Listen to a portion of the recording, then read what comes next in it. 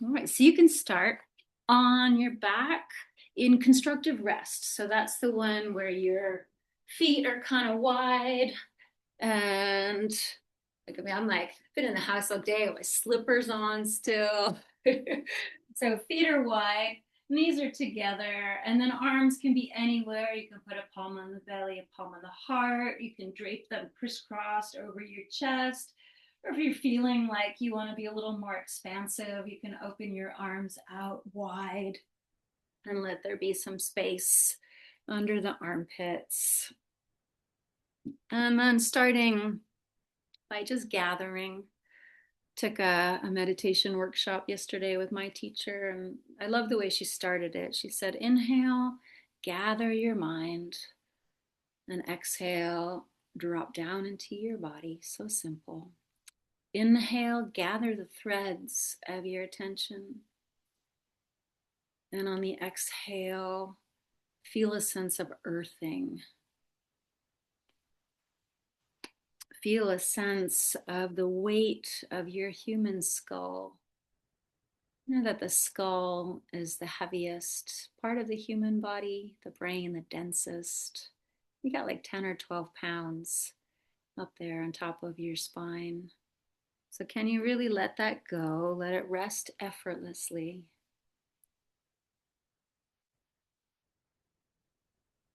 And then moving down to your rib cage and feeling your ribs, the front, the back, the ones that feel furthest away.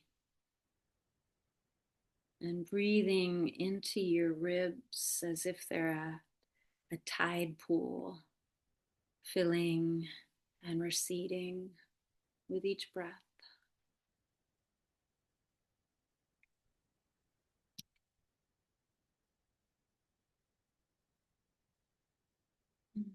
And breathing into the back of your body now.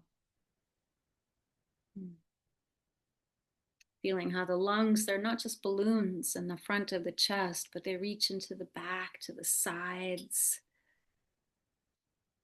Instead of thinking of your lungs as balloons, you could think of them as forests that branch into, I don't know, something like 300 million tiny alveoli. 300 million. Every time you breathe in, breath is reaching into 300 million of these little sacs in your lungs. Amazing. Class today, I was kind of thinking of it as a love letter to the body. So, some anatomy information and just sort of a general sense of treating your body like like a holy book.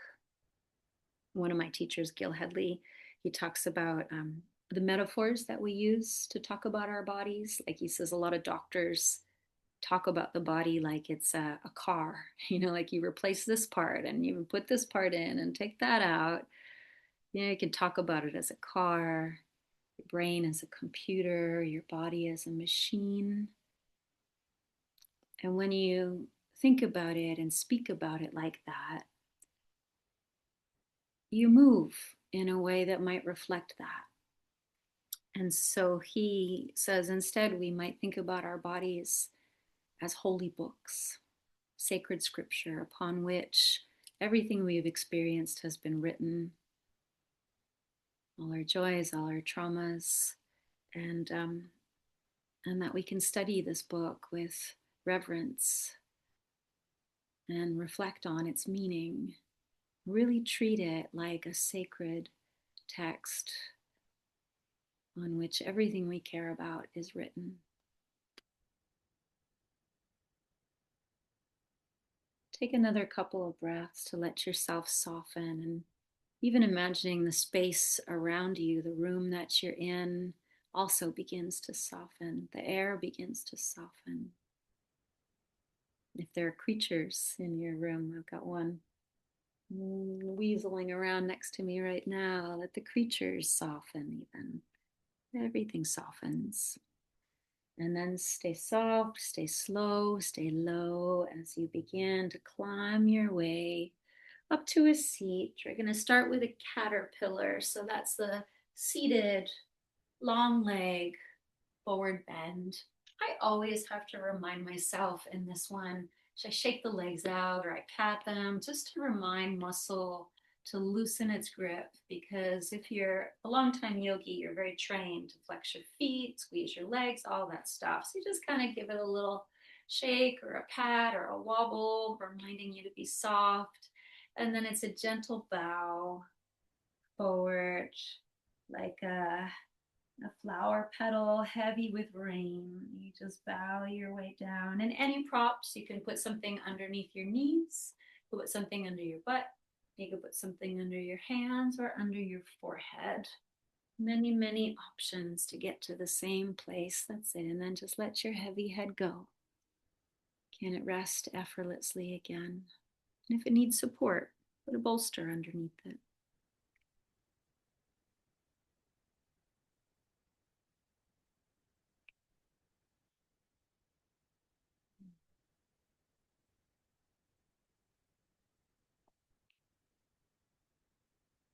Breathe along the length of your spinal column. Your spine is not a rod. It's 33 stacked vertebrae, 33 little miracles stacked on top of each other. Each vertebrae, all of them, between them are these spongy discs. And these spongy discs, they hold so much. They hold decades of movement, decades of grief and laughter. All of it's in there. Can you let your spine exhale deeply? Yeah.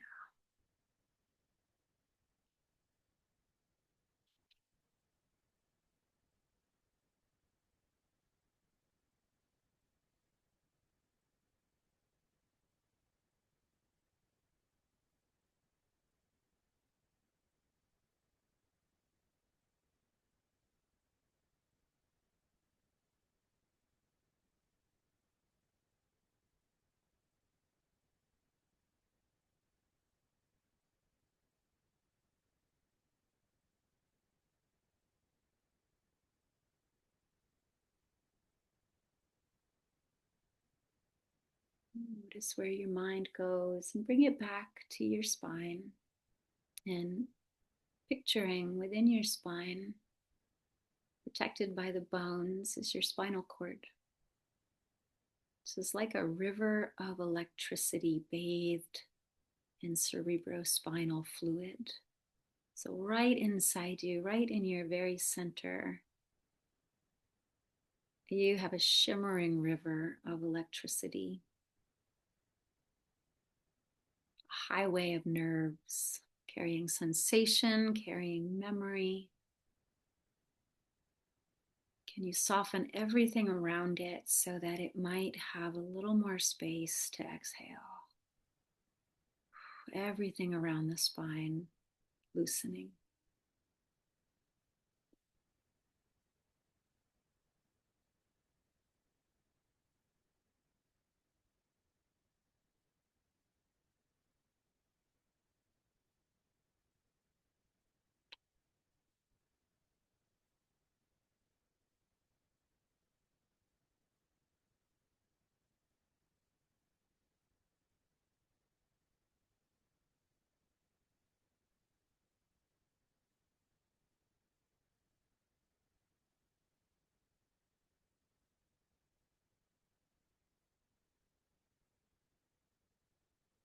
In this pose, you are slowly hydrating the connective tissue that runs from the soles of the feet all the way up the back of the body to the top of the skull.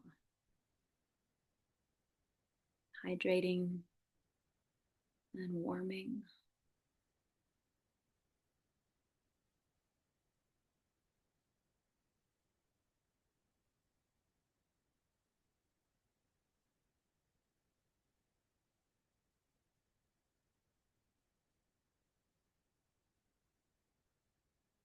The last handful of breaths here. Can you give in a little bit more? What might be ready to loosen? Look around.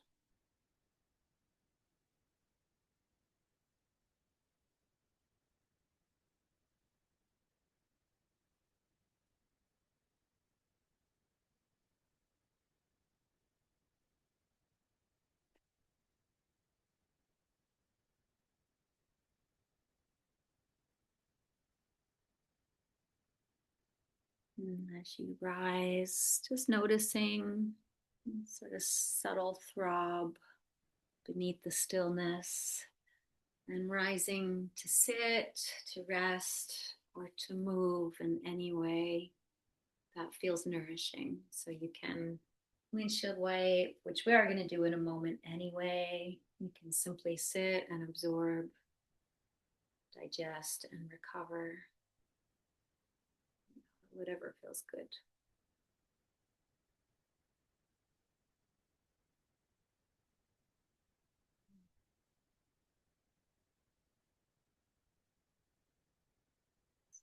The next one.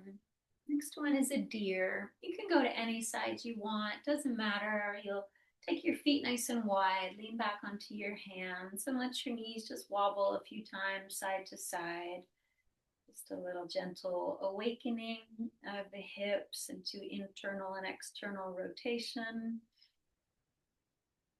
And then settle them on whichever side you like. It does not matter. And then you can sit up a little taller once the knees drop.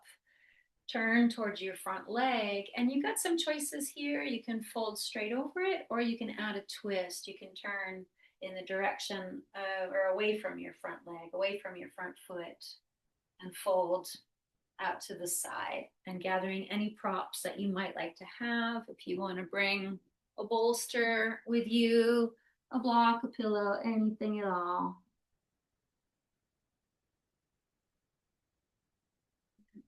If you want to put something underneath you too, if the hips feel like they need a little more space, tuck a pillow or blanket underneath your seat.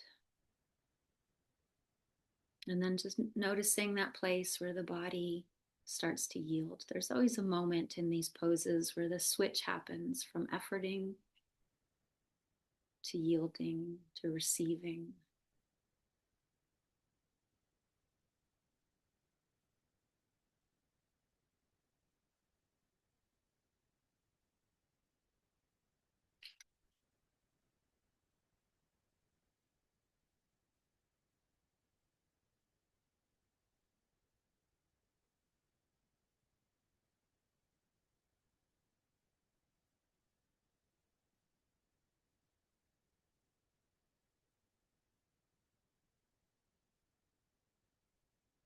Hip joints are these lovely ball and sockets. They glide, they spiral. Inside the joint, everything is bathed in synovial fluid. Feeling into your front hip, the front outer hip. And notice what you sense there, whatever it might be, or maybe nothing.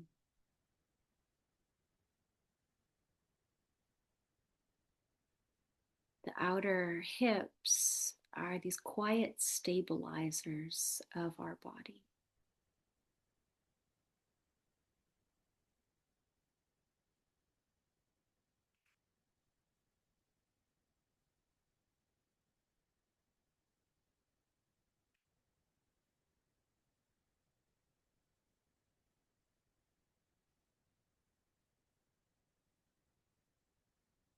Can you feel the gentle inner spiral of the back leg, and how that internal rotation might support your sacrum?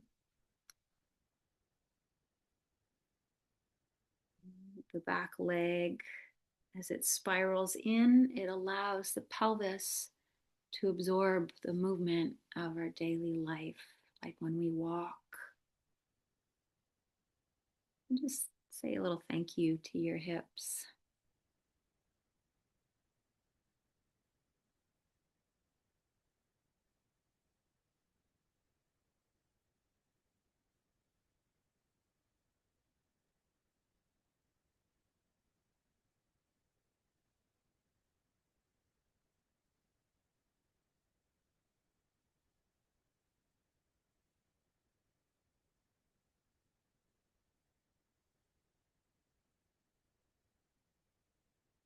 And take one more minute here. Can you let gravity organize you? Just let it have you.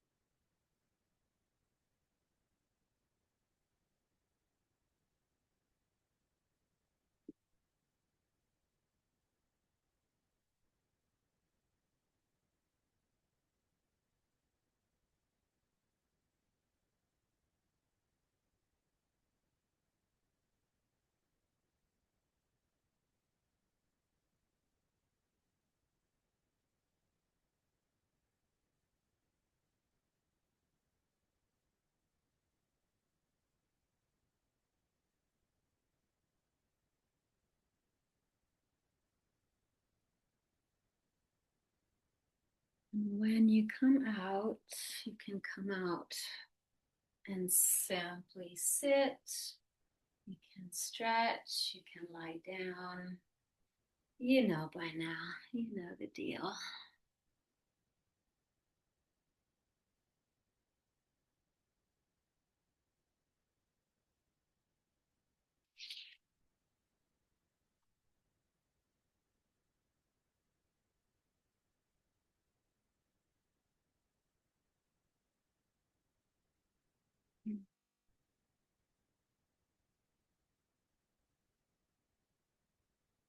Take as long as you need here. We'll spend a few more minutes resting together. And always, if you need more time to recover, you can take what you need. Yeah. When you're ready, it'll be the same thing on the other side. So you might start again with the gentle wipers. Or if you want to go right into it, you can. So turning to the other side, sitting upright, and then pouring either straight forward. So that makes it more like a sort of like a pigeon, the tissues that we access, or you can turn away from your front foot to fold or a twist. And pile up the props as much as you like. As you fold, just imagining, and we heard this metaphor a million times, but the pelvis like a bowl of water. You hear it a lot because it's a good one, this feeling of tipping the pelvis forward and spilling all the water towards the front rim, pouring out.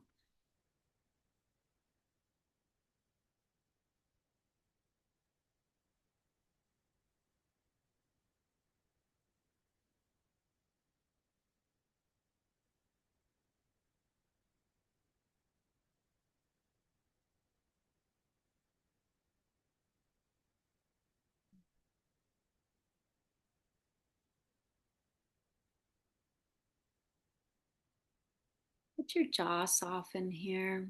The fascia that wraps around your pelvis connects into the back and all the way up into the shoulder and into the jaw.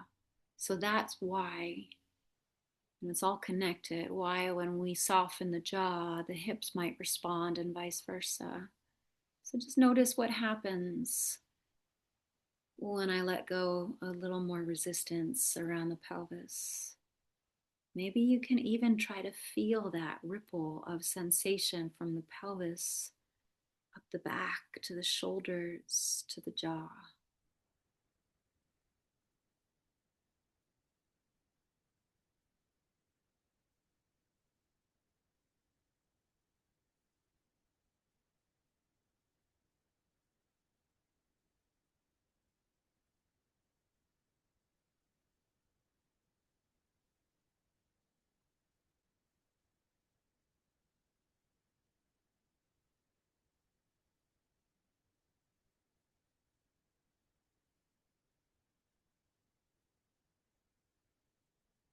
So one more minute here to gently re architecture your inner body.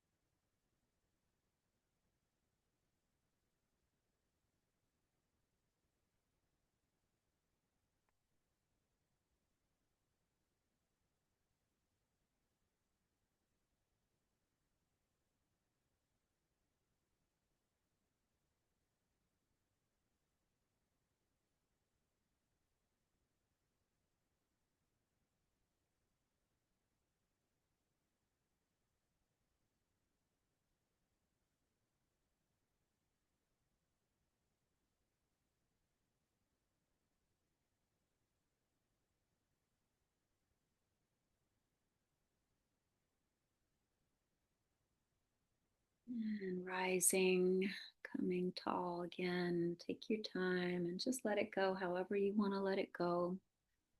Let the right movement find you when it's ready to.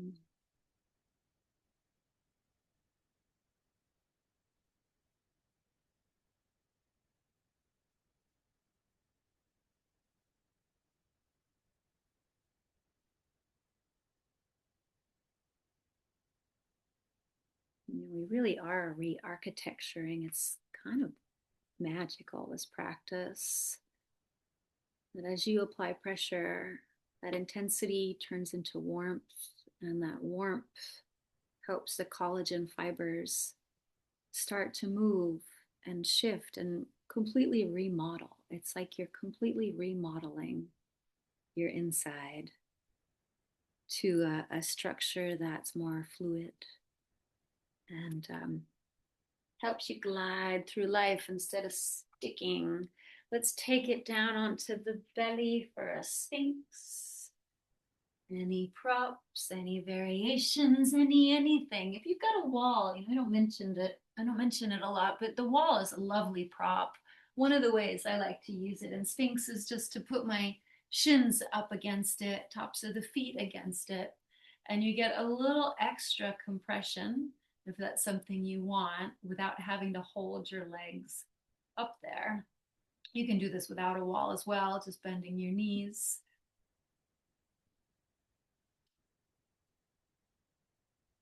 And we're thinking here not so much about the breath just coming up, but about coming up and wide, about the breath moving into the sides of the body, the back of the lungs.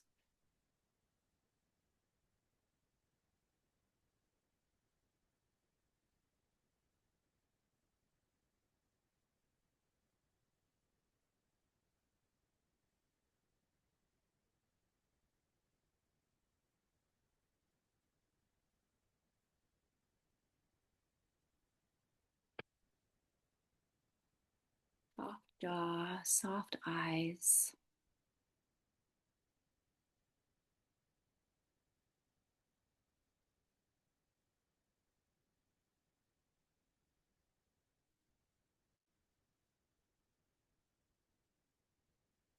So movements like this, taking care of your spine, of course, so important because the discs in between your vertebrae, they don't have their own blood supply. They rely on movement and pressure changes to draw in their nutrients. And so when you apply this pressure to the lumbar spine, it's so nourishing.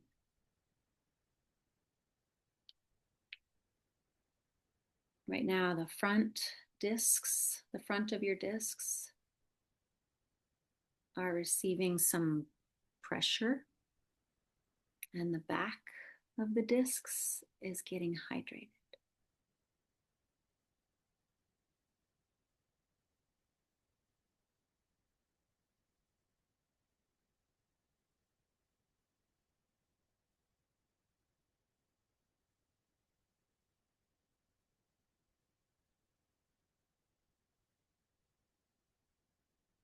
Check in, look for where you might be clenching, especially the legs and the seat, the belly and the face. Can you let your belly soften towards the ground?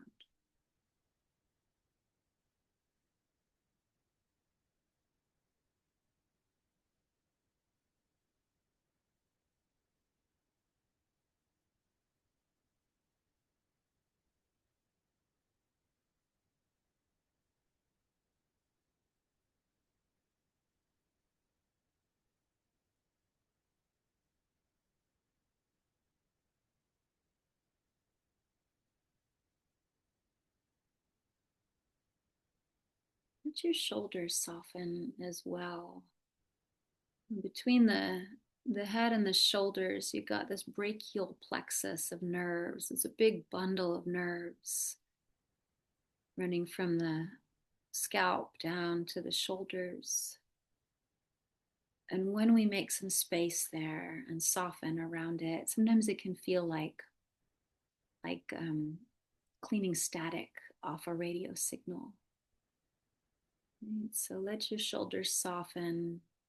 Breathe some space around the neck, the base of the skull, the top of the back.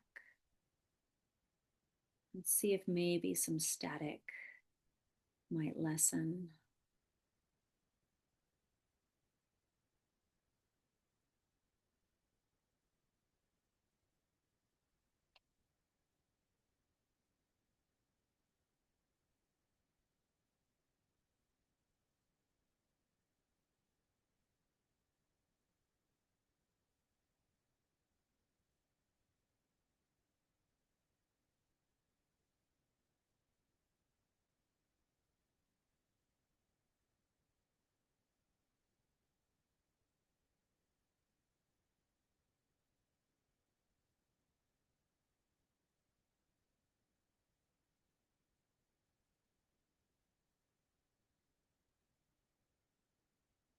A few more breaths, just checking in.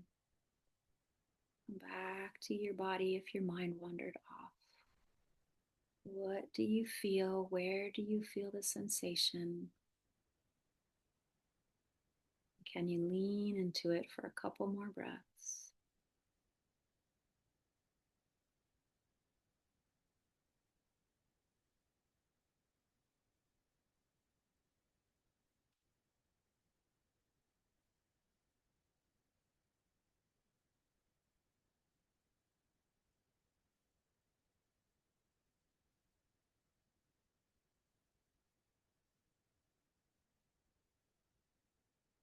And that was a long one, so let yourself down easy.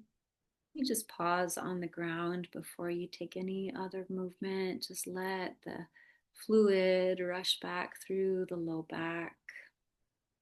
So good, that one too, because your kidneys sit there in the low back, and on top of them are your adrenals. We've talked about this a lot this winter, and the adrenals pumping out adrenaline and cortisol. And a pose like Sphinx, where you put this consistent, gentle pressure on that part of the body, it's like a cue, a reminder to your nervous system that not all sensation is a threat. Like even now, you might feel vulnerable, maybe a little achy or tender, but can you also work with your nervous system so that you can feel that and not have any sort of reaction, but just still be soft, even when there's some intense sensation? So if you want to move a little, you can move eventually. We're going to move onto all fours just to take some sort of organic, intuitive movement of the spine, whatever it looks like for you. Arching, rounding, shifting hips, shoulders, head in any way, shape, or form. You can do figure eight. You can do like a jump rope spine to the side, up over to the other side and down. You can shift forward and back. This one, I love this one where you shift back and round, and then you kind of unfurl the spine as you come forward. One of my teachers used to call this kitty hairball. So you can kitty hairball if you want. And we're gonna eventually take it to a seat. You got some time. If you are loving this, stay with it a little bit longer. If you need more, stay for more. When you're ready, coming to a seat for a half butterfly.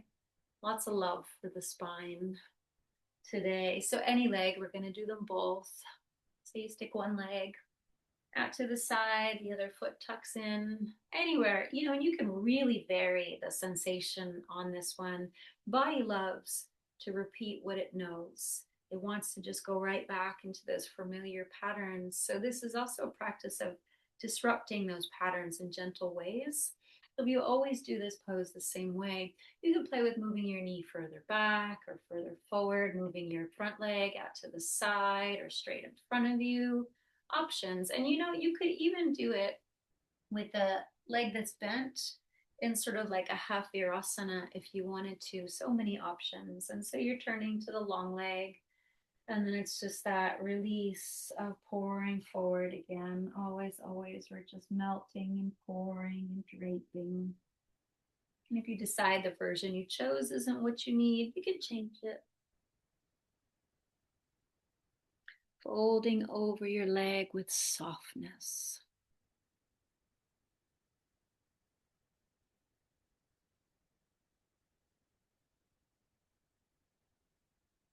Here you can imagine the entire posterior chain of your body, from the soles of the feet, the heel to the calf, all the way up the back of the hamstrings, the back up to the spine, the skull, all of it like one long river. And follow that river from the feet, calves, backs of thighs, sacrum, up the back to the skull.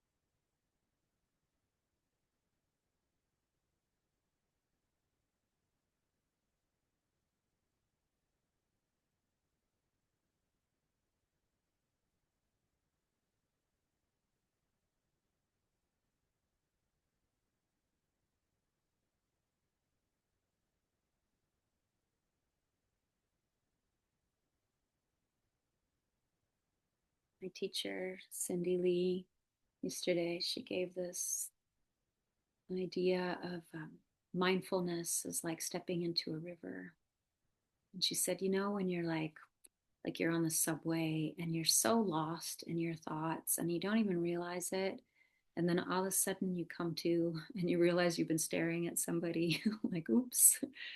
And that moment when you come to, that's the magic moment. And that's like stepping back into the river. This river that's always there. And we wake up and we come back to it. So if you wandered off, step back into the river. Got another 2 minutes here.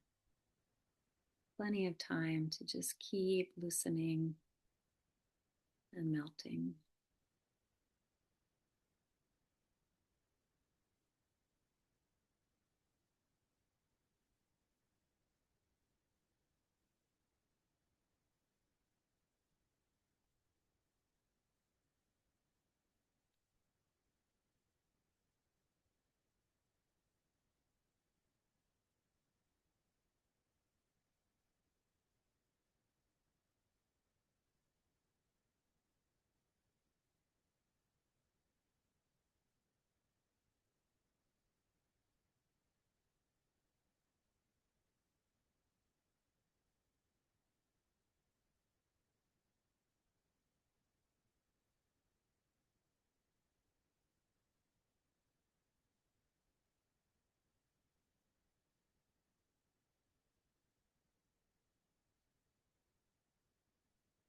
You've got just another minute or so, a little less. If there's any little micro adjustment you might enjoy making, maybe that's an option just to snuggle into some different little piece of our body.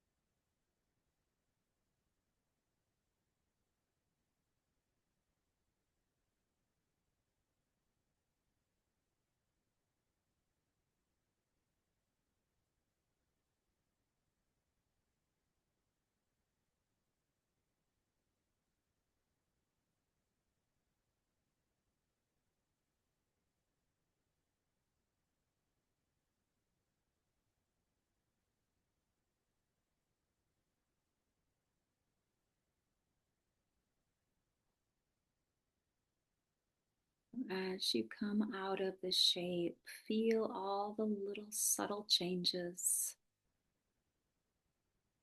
like light or electricity moving under the surface of the skin. Rest or move. Let your body integrate and digest. It's where the magic happens in these after poses, where all the reorganizing happens, the rehydrating.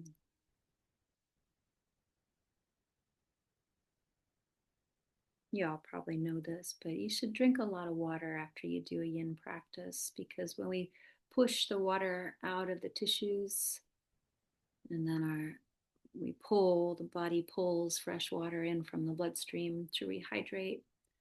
And so you need to replenish that supply.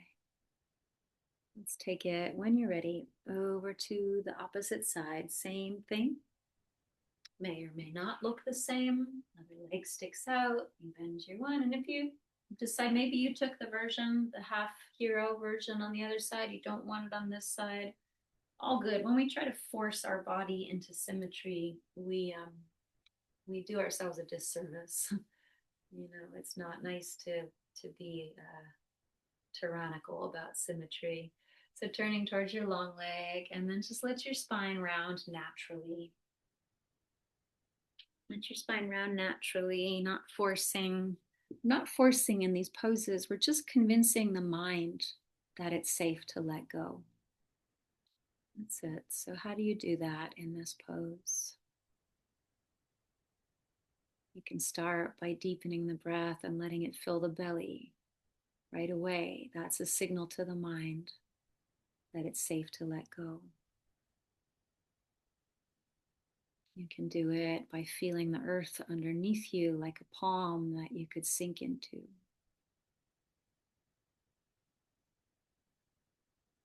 And you could do it by letting your muscles loosen completely from the bone.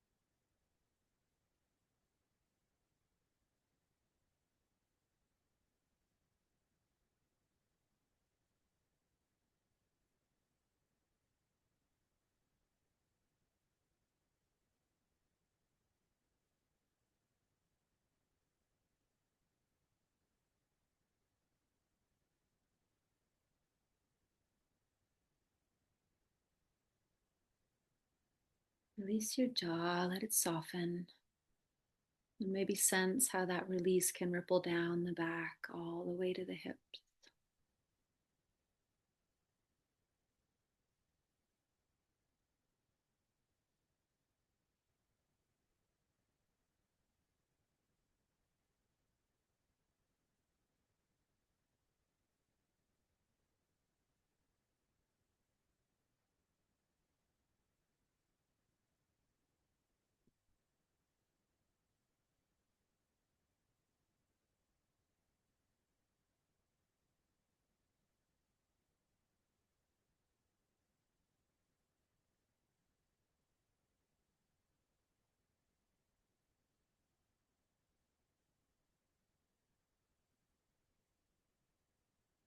Your mind wandered off.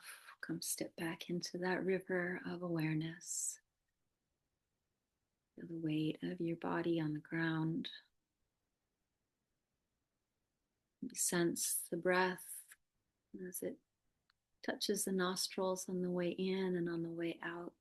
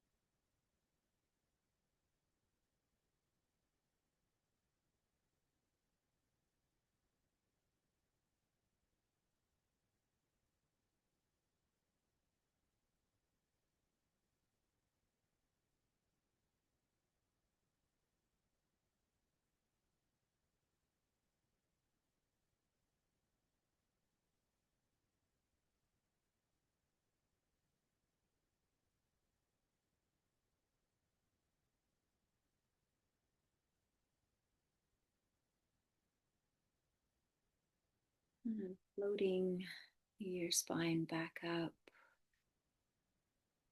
like you're just clouds. Your head is a cloud, your lungs are clouds. Floating up and then resting or moving. And grab a block.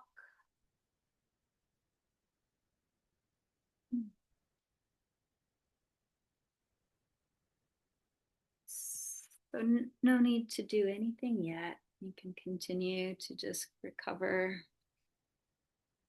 But for the next one, I'm going to give you a few options. And if there's one option with the block, which you may or may not want to take, also a bolster might be a friendly support here.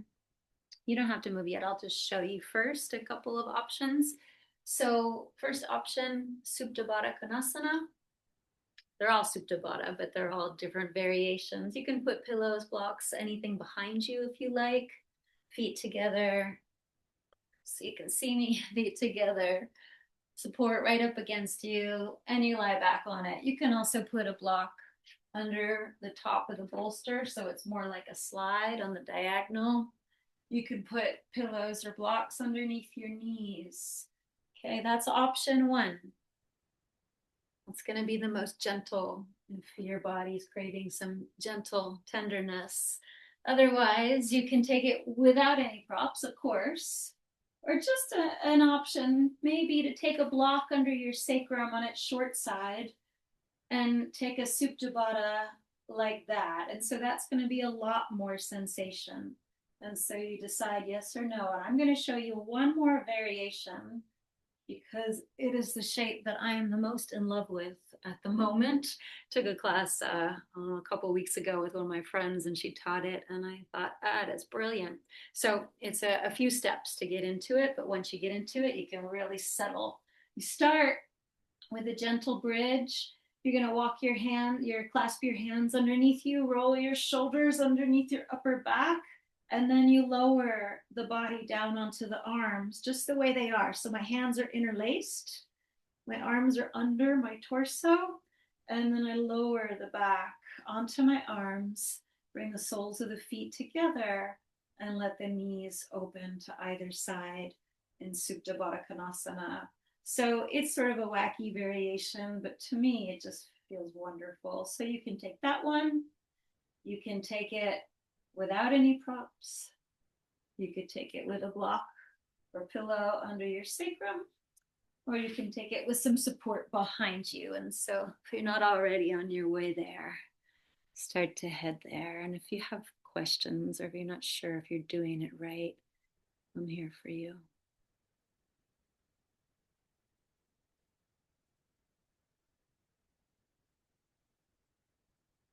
And if you decide, halfway through or whenever that you want to shift shape, that's great.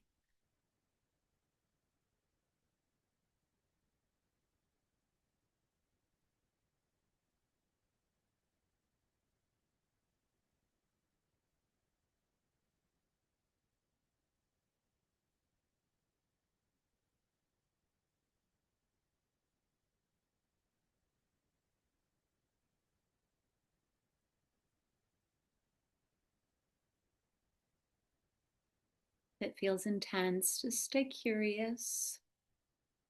Intensity is not always a demand to leave the pose. It's just information.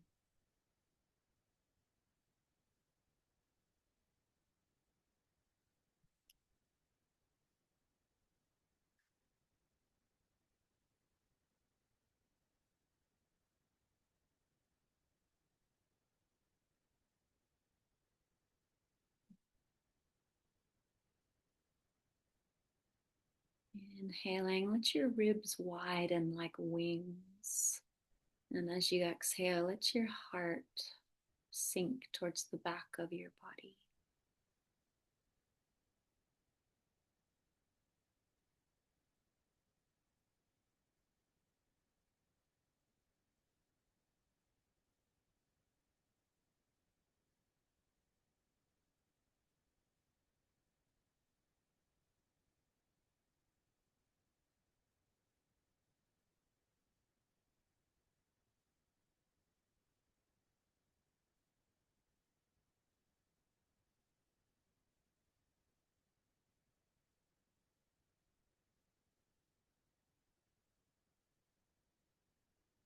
You feel a lot of sensation or whatever sensation you might feel, go into that place where you feel it with your mind's eye.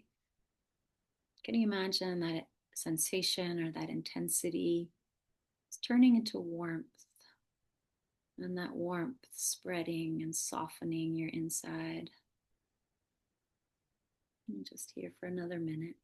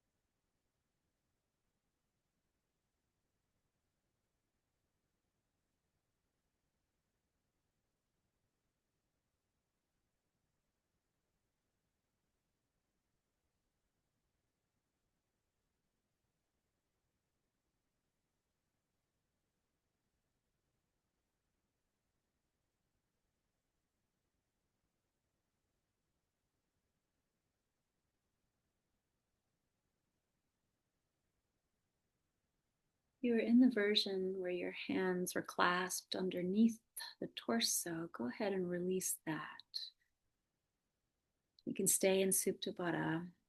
Just give your arms a moment of relief. Let the blood flow back through the arms, the wrists, the hands.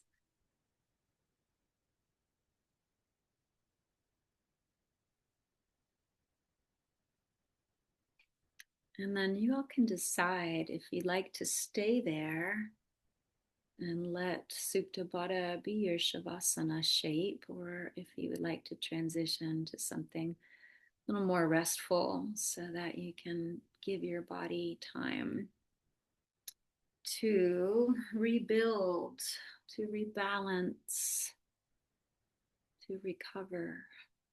So we'll take a few minutes for Shavasana. You got time to get there, or you can stay right where you are.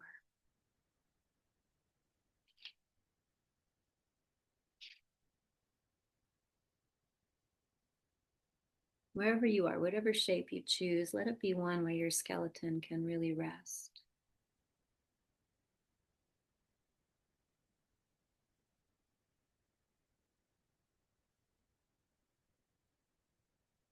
Let your skeleton rest. Let it bear nothing, no weight, nothing.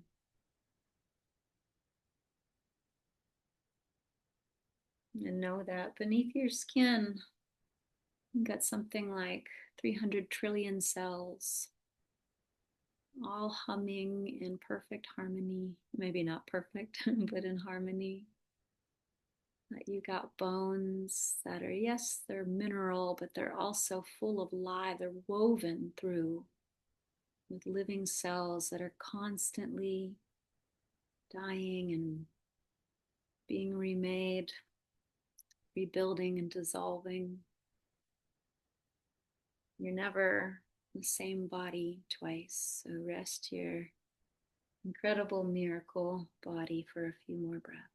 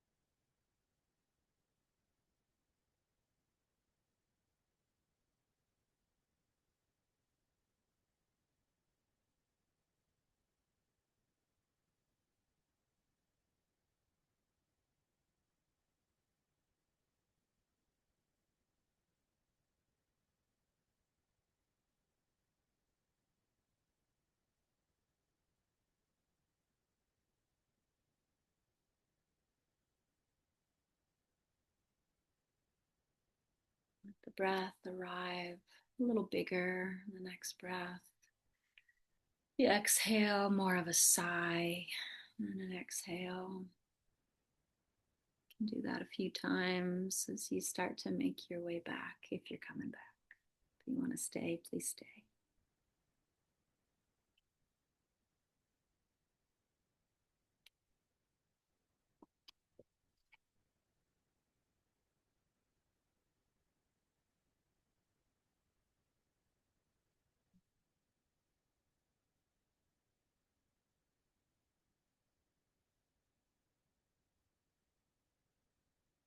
If you come back, when you come back, let your palms find each other in front of your heart. Feel how that might inspire a little more length through the spine. Not so much stretching the spine, but just allowing for a little more space. Okay, then we'll finish with one Om and a bow. Taking a breath in if you want to join me. Om.